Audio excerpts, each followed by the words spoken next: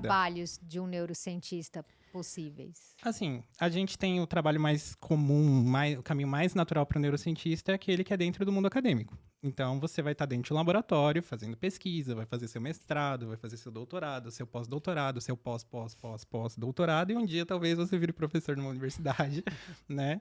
E consiga trabalhar lá. Você também pode trabalhar em empresas, né? Por exemplo, na indústria farmacêutica é muito comum se buscar, porque eu tenho um conhecimento ali de biologia, de farmacologia, que é bem importante, né?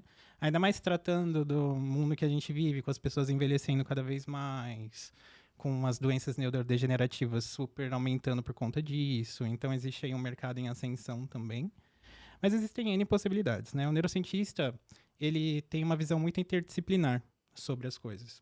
Ele tem uma formação que é obrigatoriamente interdisciplinar, porque a gente estuda o corpo humano, a nossa mente e o nosso comportamento. E isso interage com absolutamente tudo que a humanidade faz. Então, em todas as áreas, você vai encontrar um neuro, alguma coisa que tem relação com aquilo. Então, a gente hoje em dia fala sobre neuroarquitetura, fala sobre neurodesign. A gente fala sobre neuromarketing, né? Eu mesmo trabalho neuropsicologia, né? Então, eu mesmo trabalho com tecnologia também, né? Como gerente de produto e tal. Então, a gente traz inovação, um olhar diferente para as coisas, um olhar interdisciplinar para isso. Você pode empreender sempre também, então tem o meu canal, também faço divulgação científica, tenho livro escrito, tenho curso, tem, enfim, N coisas que um neurocientista ele pode fazer, né? Ou uma neurocientista pode fazer, claro. Como que a publicidade e o marketing se valem dos conhecimentos da neurociência? Fala para mim sobre psicologia do consumo. Lá vem a polêmica. Bom, a ideia por trás de você estudar neurociência do consumo é você entender como que as pessoas vão reagir a material publicitário e aos produtos de forma geral. Então, tem duas formas como a gente pode enxergar isso. A gente pode enxergar isso do ponto de vista da ergonomia, né, da neuroergonomia. Então, como que eu vou me relacionar com o produto em si? Qual que é a melhor forma dele, por exemplo, trazer uma menor carga cognitiva para o seu uso. O que é a carga cognitiva, né? Essa ideia de que o produto ele pode ser fácil de usar ou ele pode ser muito difícil de usar. Se ele for muito difícil de usar, provavelmente as pessoas não vão querer usá-lo, ele não vai ter uma boa penetração de mercado, etc. Então, a neuro pode vir no momento do desenvolvimento do produto para falar assim, olha, então, se a gente seguir essas boas práticas aqui, a gente vai criar um produto que é mais simples de usar. Esse produto tem uma chance melhor das pessoas se engajarem emocionalmente com ele, a ponto de quererem consumi-lo, quererem usá-lo. E do outro lado, a gente tem o lado da propaganda também.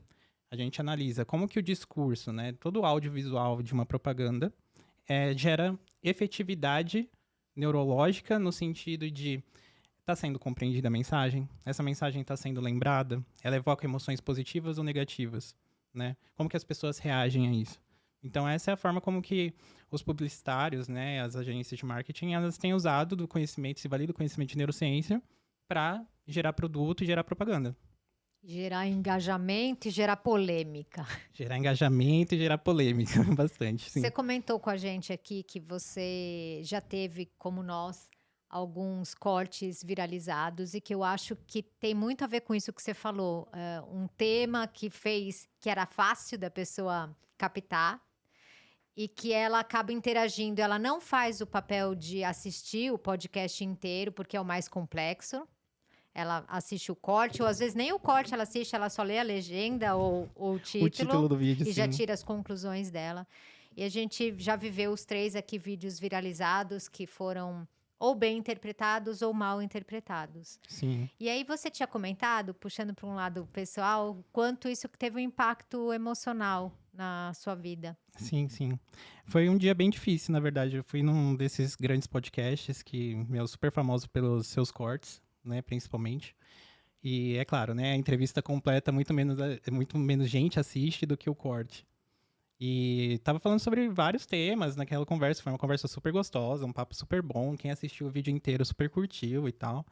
Mas na capa do vídeo vinha uma provocação, é claro, né, para chamar a atenção das pessoas para que elas cliquem nos vídeos, porque a rede social, o algoritmo funciona com base nisso, então quem tá do lado de cá produzindo conteúdo fica vulnerável nesse sentido. E aí, a forma como boa parte das pessoas, elas respondem ao conteúdo, como você bem falou, às vezes não assistem inteiro, às vezes pegam só um pedaço descontextualizado, ou ainda tentam responder a pergunta que se lança na capa do vídeo, sem nem ter visto a opinião do especialista antes, ou nem considerado o histórico daquela pessoa, nem nada, ou por que ela tá falando aquilo, gerou comentários que foram bem pesados, assim. Então eu lembro que foi um dia bem, bem ruim. Foi um dia em que eu não consegui fazer muita coisa. Porque por mais que você pense assim, poxa, eu não vou dar trela ou pra opinião dos outros no geral, assim, eu vivo minha vida, eu tenho meu conhecimento, eu estudei 10 anos para falar sobre esse assunto, não tem porquê. Mas o nosso lado emocional, ele reage primeiro e ele é difícil de você domar, muitas vezes. O impacto que isso teve foi que, por um bom tempo, eu fiquei relutante de participar desse tipo de coisa. Eu diminui muito a minha presença nas redes sociais, muito, assim. Tipo, isso prejudicou completamente o trabalho que eu vinha desenvolvendo, que vinha numa ascendente muito legal, muito bacana. E aí aconteceu isso, foi uma situação que até hoje eu luto para conter o estresse de estar numa situação como essa, né? Porque a gente fica imaginando o que vem depois. E, existem muitas pessoas maldosas, né, nesse sentido. Mas para cada pessoa maldosa existem 10 pessoas com um pensamento positivo que vão te encorajar, que gostam daquilo que você fala, que aquela mensagem que você está trazendo para elas faz com que elas cresçam de alguma forma. E elas estão ali, super dispostas a retribuir esse conhecimento que você traz com carinho, né? E isso é o que importa no final das contas, é dar ouvidos para quem tem algo a trazer de bom pra gente, algo construtivo, algo que faz a gente crescer, né? Não aquilo que tenta diminuir a gente, né? Ni, quero te fazer uma pergunta, mas para eu fazê-la, eu quero primeiro construir um pensamento com você, tá Bora bom? lá. E aí fica à vontade para me falar se eu tô certa ou se eu tô errada. E é real uma curiosidade minha, e se eu tiver completamente errada, por favor, à vontade para me falar, Nath, errou feio, tá? Bora lá. A neurociência se baseia no fato de que nós temos ainda um cérebro primitivo, tô certa? Sim. de certa E forma, que sim. a gente vai usar, para a maioria dos princípios neurocientíficos, a questão da seletividade de Darwin. Sim. Perfeito. Então, construir o pensamento com você. Beleza. Partindo desse pressuposto, por que a gente tem que tomar 3 litros de água se a gente pensa que o Neandertal, ele não tinha água à disposição dele e que ele ficava horas sem consumir água? E por que a gente teria selecionado um comportamento que é totalmente contraproducente? Caramba. Tá aí Tem uma que pergunta pensar, né? que bota a gente pra pensar. Olha, pegou num ponto que eu nunca pensei que alguém ia me perguntar sobre por que a gente precisa beber 3 litros de água se é um Porque comportamento pensando no contraproducente. funcionamento Sim. do cérebro e pensando que a gente vai selecionando comportamentos que são adaptativos, por que a gente teria selecionado um comportamento que é totalmente inadaptativo para o ambiente que a gente vivia antigamente? E se a gente toma 3 litros de água, o que o nosso corpo faz? Nossa. Elimina. Ele elimina. Você fica sim. indo no banheiro, no banheiro, no banheiro, no banheiro. Não para nunca, né? Bom, como que a gente pode começar a tentar responder essa pergunta? Essa é uma pergunta difícil, é uma pergunta muito interessante. Nem todo comportamento tem uma base genética completamente... Assim, vamos falar de uma outra forma para isso ficar mais claro. Existe uma influência genética sobre o comportamento, no geral. E esses genes, eles são selecionados através da seleção darwiniana, como você bem mencionou. Mas nem tudo que a gente faz é baseado... Isso não é um determinismo, né? A gente também tem muita coisa que vem de carona. Não necessariamente está sendo selecionada aquela característica em si, né? Então, por que dos 3 litros de água? Por que 3 litros é um número mágico, assim, no sentido de, por que a gente precisa de tanto, correr tanto atrás disso, por algo que parece ser tão contraproducente? Bom, é uma ótima pergunta. Eu também não consigo entender muito bem para pensar assim, por que tanto? Inicialmente, que antes, como ela começou, a gente vivia na escassez. E escassez nunca é a melhor opção. Sim. Então, hoje a gente não vive na escassez, a gente tem essa disposição. E aí, talvez os estudiosos, nutricionistas e sei lá quem mais, começaram a perceber que quanto mais hidratado a gente tá, melhor as células funcionam. Talvez tiveram vários estudos mostrando que ter mais água ajudava o corpo a ter algum benefício. Sim. Não sei qual o benefício, eles devem saber. Né? Eles falam que é desidratação. desinflamação, que na verdade, tipo assim, quando você vai consumindo, você vai eliminando toxina. E que esse ir embora, a água, faria com que essas toxinas sejam eliminadas. Mas se a gente for pensar em uma adaptação, é inadaptativo. Porque é inadaptativo que você tenha que ficar indo toda hora ao banheiro, não é? Por conta do fato, até da própria escassez, né? Do recurso que é limitado, parece ser Inadaptativo. Inadaptativo, gente, tá difícil. Né? Tem trava-línguas aqui pra Deve você ser dizer, mas assim, você vive sem os 3 litros de água, mas talvez o seu corpo tivesse que trabalhar menos para liberar as toxinas se você bebesse mais. Então, eu acho que é uma escolha, mas a gente tem como escolher hoje, eu acho que posso eliminar mais as toxinas bebendo mais água, isso vai me fazer mais ao banheiro, tá bom? sim. Acho que é mais uma escolha baseada em conhecimento, né? E não só isso, como também dentro da nossa cabeça a gente tem um sistema pra dizer pra gente se a gente tá precisando de água ou não, né? O cérebro que Exato. manda na sua sede. Exato, Ele mas vai quando dizer. a gente toma 3 litros, você não toma com sede. Não, então, não. mas Isso aí aí já é uma já escolha tá uma consciente. forçação de dó, né? É. Tipo, às vezes você tá até com ânsia, assim. Você tá tomando, mas você tá até com ânsia de vômito. Eu entendo que, do ponto de vista da saúde, do que os nutricionistas trazem, isso é importante, sim. Mas também tem um outro lado, né? A gente tem um mecanismo para dizer pra gente se a gente tá precisando de água ou não, né? Ele vai medir, o seu cérebro tá o tempo inteiro medindo a volumetria no seu sangue de vários sais minerais e água, inclusive. E ele vai dizer pra você, você tá desidratado ou você não tá desidratado. Vai lá e bebe água, pô, você tá com sede. Não, beba. Agora, a questão da gente ter que procurar por tanta água, realmente, parece... eu, por exemplo, não consigo. 3 litros de água, assim, pra Não mim dá. já é demais. Se eu consigo tomar 2 litros, eu já tô pulando de alegria, falando assim, vitória, né? Porque... Aí eu penso assim, mó balela isso daí. O pessoal não sabe pensar, meu. Tipo assim... deve ser um complô. Puta negócio Dos de nutricionistas falando assim, vamos falar 3, acho. porque vão tomar um? Então vamos jogar pra cima. Tem que jogar pra cima, né? Eu acho que, tipo assim, alguém começou a falar isso, aí as outras pessoas começaram a falar também. E sabe essas coisas que as pessoas, tipo, vão levando e empurrando como conhecimento, e aí depois chega lá na frente e fala assim, não... Sobrecarregou o rim, né? Ovo não era bom, agora é Agora é bom. bom. Aí não sei o quê, tipo assim, que é mais ou menos isso, assim, alguém falou e aí as outras pessoas falaram também e não sei o quê, e foi indo, porque eu penso a mesma coisa, tipo assim... Pô, seu corpo é sábio. Será que se você tivesse toxina, ele não eliminaria de qualquer forma? Porque quando você tá com um corpo inflamado, o que seu organismo vai fazer? Produzir febre. Sim. Tipo, você não pede pra ter febre. Você não liga um botão e fala, me dê febre pra eliminar aqui a minha inflamação. Então, tipo assim, seu corpo sabe o que fazer. E eu tenho cachorro. E quando você vê cachorro, é incrível como, tipo assim, tudo eles lambem. Se eles tiverem uma ferida, eles lambem. Se eles estiverem com coceira, eles lambem. Se eles não sei o quê. E aí eu fui estudar a esse respeito por curiosidade. Eu fui ver que, tipo, dentro da saliva do cachorro tem ali propriedades que são... não Cicatrizantes? anti-inflamatórias, mas quando você ameniza a dor, tem analgésicas.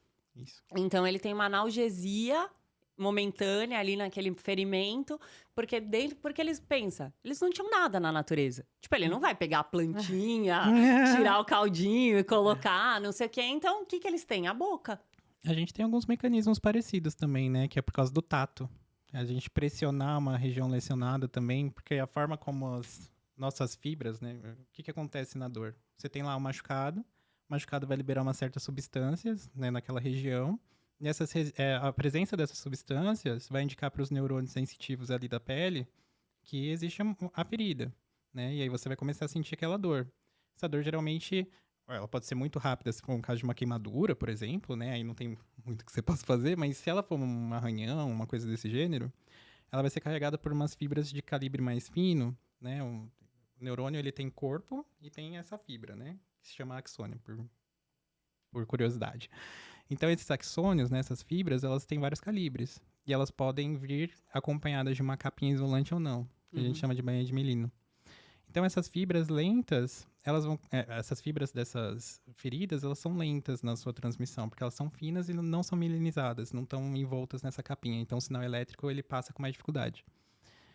O tato, ele já é diferente. Ele é carregado por fibras grossas que são mielinizadas. Então, a informação chega mais rápido. E lá no nosso sistema nervoso central, tem um mecanismo pelo qual essa informação tátil vai chegar mais rápido e vai inibir um pouco da dor. tem uma forma de analgesia através do próprio tato, né? Aquele negócio de vó falar, não, E esfrega aqui. que passa, né?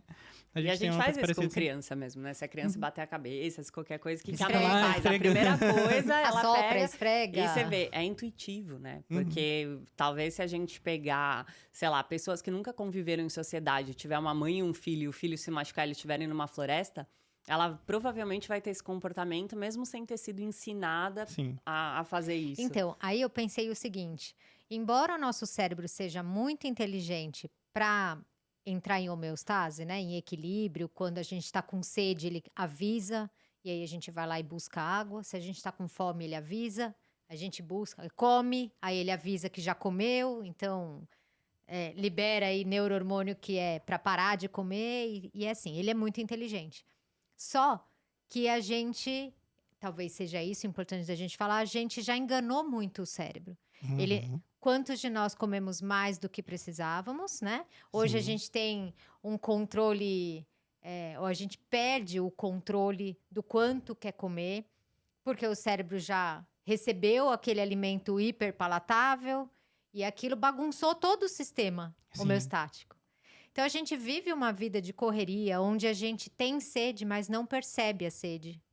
Porque deixa passar. O seu corpo avisou para você ir ao banheiro, você não foi. O seu corpo avisou que você tá com fome, você não comeu. Ou ele avisou que não tá com fome e você pediu a sobremesa. Então, a gente bagunça o sistema. A gente parou de respeitar o nosso corpo, né? E aí, eu acho que tem os médicos para voltar pra gente falar o que a gente tem que fazer, que seria o básico, né? Come só quando tá com fome, para de comer quando passou a fome. A gente tem que começar a aprender a prestar atenção no nosso corpo que a gente deixou de prestar. Sim. E aí, eu não respondeu os 3 litros de água, porque dificilmente a gente vai ter 3 litros de sede, né? Exato. E os nutricionistas vão ficar malucos com a gente. Mas quantos de nós... Principalmente comigo. Mas eu já tô cancelada. Então, mas quantos de nós, quando alguém pergunta quanto você toma de água, fala 500 ml no máximo por dia. Então, a gente perdeu noção. Mas você tira do alimento. Uma coruja não toma água. Mas várias vezes você sentiu sede e não tomou água porque você estava atendendo. É um pouco de desrespeito tipo assim, que a gente tem com o nosso mas a corpo. gente me tira de outras formas. Tipo, vamos tomar água. A gente tira. Todo mundo tomando água. Ni, você que estuda bastante a neurociência, o que a gente tem de mais atual para tratamento de depressão? Olha, tratamento de depressão, a gente tem medicamentos e terapia, sempre a base, né? Isso não é novidade para ninguém. Mas tem outras coisas que têm surgido que são bastante interessantes. Saiu um estudo na semana passada, na National Academy of Sciences, lá nos Estados Unidos.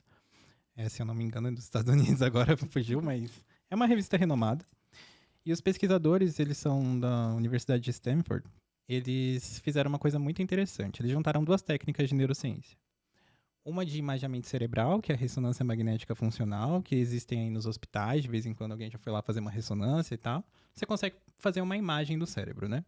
E aí eles usaram essa técnica para guiar uma outra técnica, que é uma técnica de estimulação cerebral, que ela é chamada de estimulação magnética transcraniana. Todo esse nome para dizer o quê? Para dizer que a gente coloca um campo magnético, aplica no escalpo, não é uma técnica invasiva, vai aplicar ali um campo magnético que vai mexer com as correntes que estão passando. Neuromodulação, né? Exatamente. Que estão passando ali no cérebro, né? E aí a gente consegue ativar ou desativar determinadas regiões do cérebro, mas eles fizeram isso para mudar o sentido da comunicação entre 2 regiões do cérebro. A gente tem que... Eles usaram fMRI, né, que é essa ressonância magnética funcional, e mapearam sujeitos saudáveis e sujeitos com depressão, e com diversos níveis de depressão. E aí eles verificaram que a comunicação entre 2 regiões do cérebro era muito importante. Essas 2 regiões são a ínsula e o córtex cingulado anterior. A ínsula é uma região que é muito importante para a gente conseguir perceber os sinais do nosso corpo, a nossa propriocepção. O que o nosso corpo está mandando de informação para o cérebro a respeito do seu estado, né? E isso vai motivar a geração de emoções. E quem vai decidir qual emoção se está sentindo com base naquilo que está chegando seria esse córtex cingulado anterior, certo? Então, o sentido normal da comunicação entre essas 2 regiões é a informação vem para a ínsula, da ínsula vai para o córtex cingulado anterior, né? Então, pacientes sem depressão é isso que você observa. Nos pacientes com depressão, eles observaram que o sentido da comunicação estava invertido, Caraca. do córtex cingulado anterior para a ínsula. Como se a gente já tivesse decidido como se sentir antes de estar se sentindo, né? E aí eles pensaram assim, poxa, então tá, se essa corrente está alterada aqui, será que eu consigo voltar ela para o normal? E aí eles utilizaram a técnica de estimulação, neuromodulação, para mudar o sentido da corrente. Conseguiram inverter o sentido da corrente, eles observaram o quê? Que quanto mais grave o grau da depressão, mais severo, melhores os resultados do tratamento, né? Os pacientes, eles tinham um quadro que melhorava, né? Não, nem todos os pacientes melhoravam, mas 3/4 dos pacientes melhoravam no estudo, né? E aí eles... isso é muito importante também, porque trouxe uma ideia de marcador biológico para um depressão. transtorno psiquiátrico. A gente não tem para nenhum transtorno psiquiátrico até hoje um marcador biológico. Esse seria o primeiro. Então, isso é uma mini revolução que eles estão trazendo aqui para o tratamento dos transtornos psiquiátricos, né? Então, foi um estudo muito legal que você veio na semana passada, né? E, enfim, não é um tratamento farmacológico, não é um tratamento invasivo de estimulação, porque já se fazia estimulação transcraniana para depressão, inclusive. Só que os protocolos também, eles eram muito longos. Você tinha que fazer uma sessão por várias semanas, vários meses. E isso demorava para trazer um resultado e tal. E eles conseguiram fazer um protocolo de 5 dias, onde você fazia, acho que 10 sessões por dia de estimulação. E aí você observava já o efeito terapêutico. Então, E aí eles iam pra casa com o aparelho? Não. Ficavam indo pro hospital. Tá. Você acha que pode ser parecido com a ketamina? Porque a ketamina, ela tem o mesmo sentido quando a gente pensa na forma como ela atua no sistema nervoso central. Porque a maioria dos tratamentos para depressão, a gente vai mexer na base da serotonina. Então, a gente está falando de química. Mas quando a gente pega a ketamina, ela mexe na parte elétrica. Então, ela também vai, de certa forma, ela vai pegar não um neuromodulador, mas ela vai pegar os neurotransmissores que são... Eu esqueci o termo específico. Não, o glutamato, isso sim. Mas os que carregam informação, tem um nome específico, né? Neurotransmissor mesmo, que não é neuromodulador. Neuromodulador. A gente não pode confundir a neuromodulação que a gente faz com a técnica de estimulação com o neuromodulador, isso, que é uma substância como a dopamina. Neurônio. Isso. Ou a serotonina, né? Exato. A gente tem diferentes classes de neurônios dentro do nosso cérebro. Isso. E geralmente esses neuromoduladores, eles não vêm sozinhos, né? O mesmo neurônio que dispara dopamina, ele tá disparando glutamato junto, né? Lembrando que os principais neurotransmissores no cérebro, né? Glutamato e GABA, fazem, assim, 95% da neurotransmissão ali dentro. A dopamina tem um papel importante, porque o que esses neuromoduladores fazem de tão interessante? Modulam.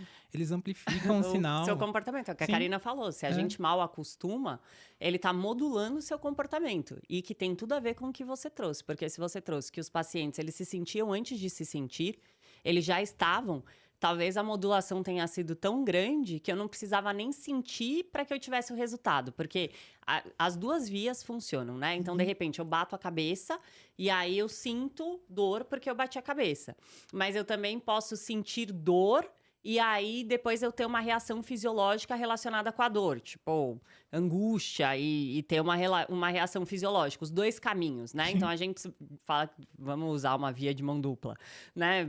Aqui, bem leigamente falando. Então, a gente modulou também, né? E aí eu tô sempre triste. O cérebro vai ficando muito bom em fazer o que ele faz. Exatamente. Você acostumou aquele circuito neural a ser ativo, né? Ativado. Então você tá reforçando aquele comportamento sempre. É como se a própria tristeza gerasse uma recompensa. Quantas vezes você já não ouviu alguém falando assim, mas eu gosto de curtir a minha bad. Minha bad, né? A pessoa que vai colocar aquelas 500 músicas depressivas durante a madrugada e isso vira um hábito para ela. Isso. E ela vai se enfiando cada vez mais dentro daquela situação. Então, puxando isso que você acabou de falar e puxando também o que a Nath estava falando, dentro do que você já estudou de neurociência, a gente consegue modular, não no sentido, mas modular as nossas emoções Se a gente colocar, por exemplo, uma música que lembre um momento feliz da vida, uma postura corporal que lembre um momento em que você se sentia mais forte, encontrar amigos que têm memórias positivas, isso consegue alterar a química ou a fisiologia do cérebro? Pelo menos no curto prazo, sim, tá? Mas no sentido de que o cérebro ele é dependente de contexto para funcionar. Tudo que é informação de contexto que ele tem à sua disposição, você está processando. Tem 500 estímulos aqui nesse momento, dentro desse estúdio, eles estão sendo processados mesmo que de forma inconsciente pelo meu cérebro. Né? Claro que eu estou prestando atenção em algo muito específico, que é exatamente o que eu vou falar e nas reações de vocês aqui na minha frente.